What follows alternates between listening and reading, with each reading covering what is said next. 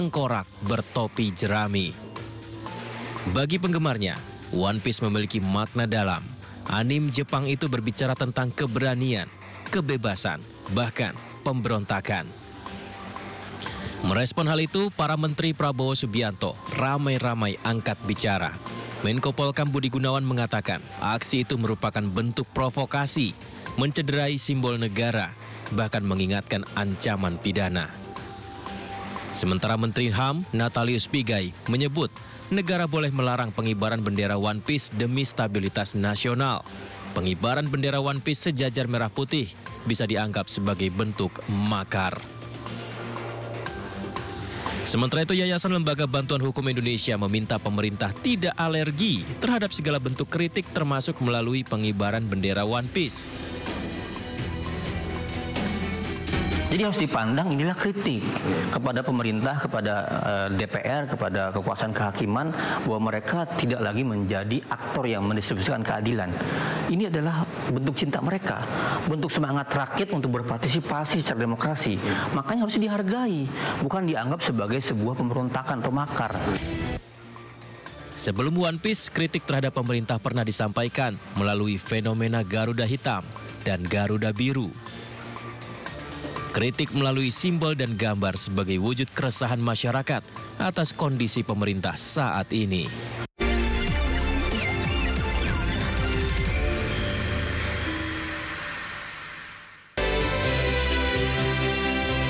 Tidak hanya warga biasa, rupanya Presiden Prabowo Subianto dan Wapres Gibran Rakabuming Raka sempat mengaku menonton animasi One Piece.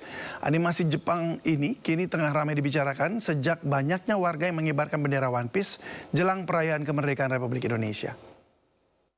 Bapak tahu One Piece nggak, Pak? One Piece. One Piece. Kartun apa ya? Anime. Anime ya, anime. Ya, tapi saya nggak terlalu mengikuti. Pak Prabowo tahu One Piece. Tapi nggak terlalu. Siapa sangka ternyata Presiden Prabowo Subianto penonton animasi One Piece. Walaupun tidak terlalu mengikutinya, kepada pesohor Bayu Skak, Prabowo mengaku mengetahui anime buatan Jepang itu. Tidak hanya Prabowo, mantan Cawapres 2024 Anies Baswedan juga mengaku penonton setia One Piece. Anies bahkan pernah mengunggah kebersamaan bersama keluarga sambil menonton serial Jepang itu. Lain Anies, lain Sri Mulyani. Menteri Keuangan itu mengaku menyukai karakter Monkey D. Luffy, tokoh utama dalam serial populer itu. Sri Mulyani bahkan pernah meniru gaya Luffy dengan topi jerami berpita merahnya yang khas. Wapres Gibran Rakabuming Raka juga tidak mau ketinggalan. Saat deklarasi pemilu damai, ia terlihat memakai aksesoris One Piece. Menteri Kebudayaan Republik Indonesia Fadly Zon juga meminta rakyat Indonesia untuk tetap mengibarkan bendera merah putih dalam merayakan kemerdekaan RI. Pasalnya pengibaran bendera One Piece dinilai bisa menimbulkan kesalahpahaman.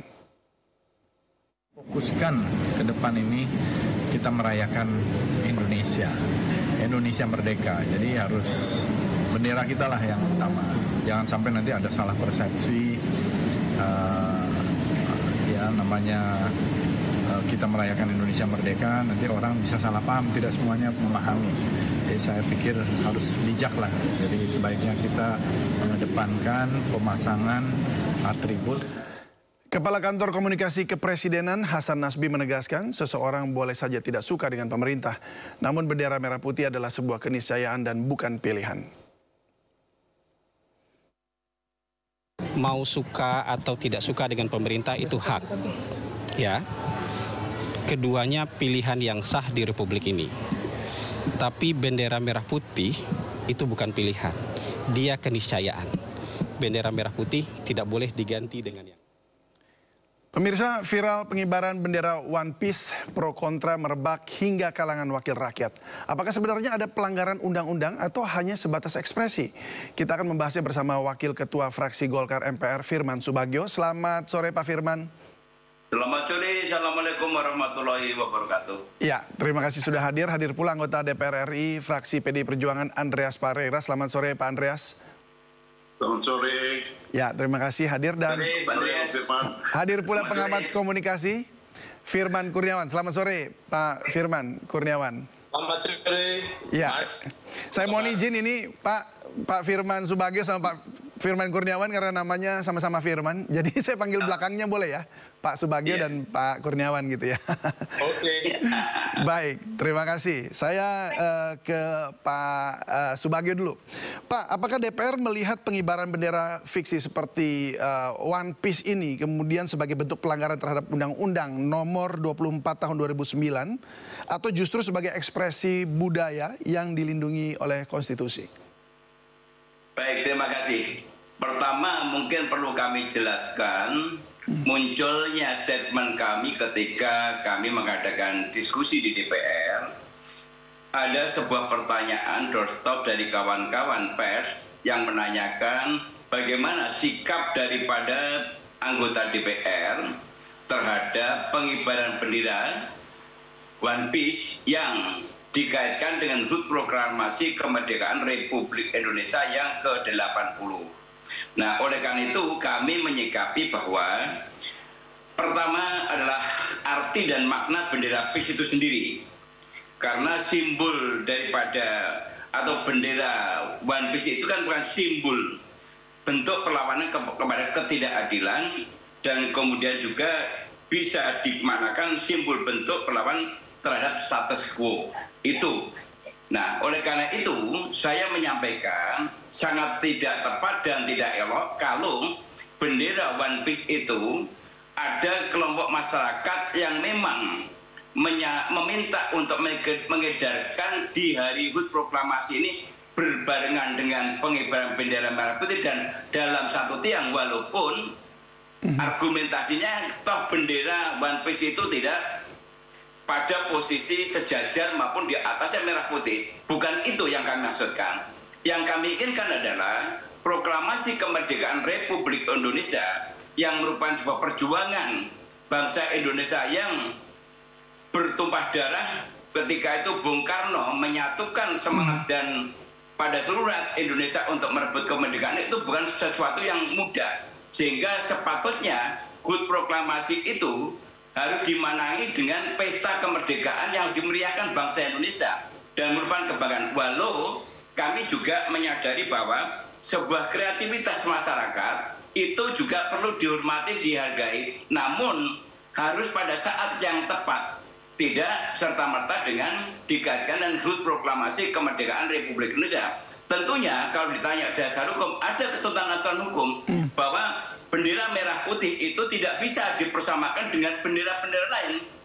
Karena ini adalah bendera bangsa Indonesia. Baik. Bahkan di beberapa negara kalau ada bendera yang diinjek-injek oleh rakyat itu dikenakan sanksi hukum. Oleh karena itu kami minta kepada seluruh lapisan masyarakat supaya tidak terprovokasi. Karena provokasi atau bentuk provokasi seperti ini kalau nanti ditanggapi negatif atau mungkin juga dimanfaatkan kelompok-kelompok yang ingin memanfaatkan bisa menimbulkan hal-hal yang sangat negatif bagi HUT Proklamasi Kemerdekaan ini sangat tidak tepat. Kira-kira seperti itu. Baik, Pak Andreas tanggapannya bagaimana Pak? Ya, jujur ya, sebetulnya awalnya saya sendiri nggak tahu. Gitu.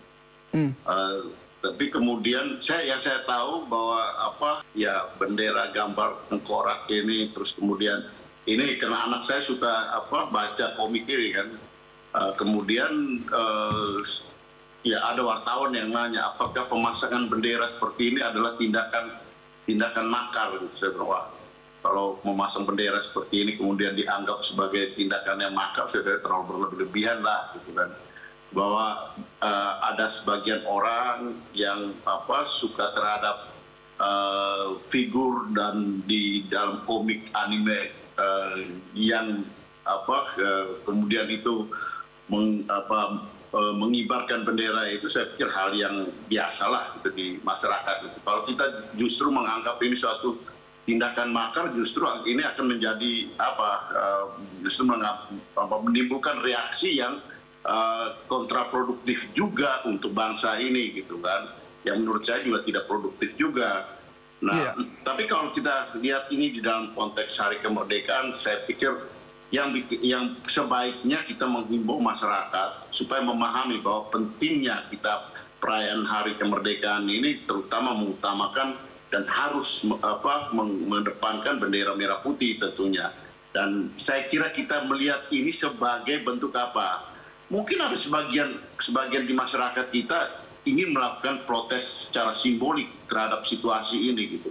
Nah, oleh karena itu saya kira pemerintah atau penguasa yang baik adalah bisa menangkap apa sinyal-sinyal simbolik seperti ini gitu, supaya kita juga ya melakukan introspeksi gitu. Protes apa yang Anda maksud melalui pengibaran bendera ini, Pak?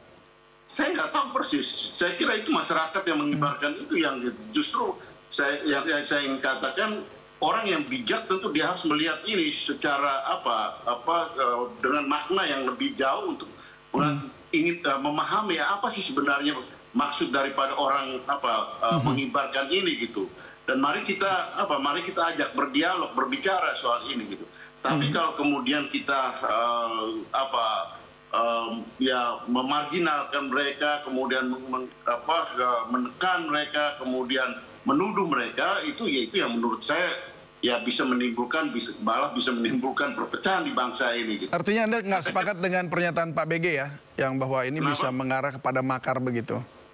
Saya nggak tahu persis apakah ada dasar yang cukup kuat untuk melakukan tuduhan seperti itu, tapi menurut saya sih terlalu jauh gitu, bahwa kita menuduh ini adalah tindakan makar gitu. Nah, saya kira lebih tepat ya kemudian ya kita ya melihat ini lebih menelusur lebih jauh sebenarnya apa sih persoalannya, karena memang bendera itu adalah simbol. Bendera itu adalah simbol, saya kira, dan di dalam situasi hari-hari menjelang kemerdekaan, peringatan hari kemerdekaan ini, ya tentu kita semua bangsa ini harus menghormati bendera merah putih sebagai ya bendera negara bangsa ini gitu.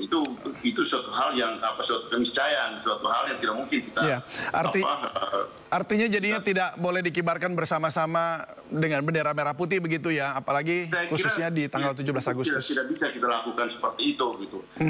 Dan masyarakat kita himbau supaya jangan melakukan itu lagi gitu. Tapi saya kira yang saya maksudkan adalah menuduh mereka melakukan tindakan makar. Nah, ini yang saya kira jangan sampai ini kemudian menimbulkan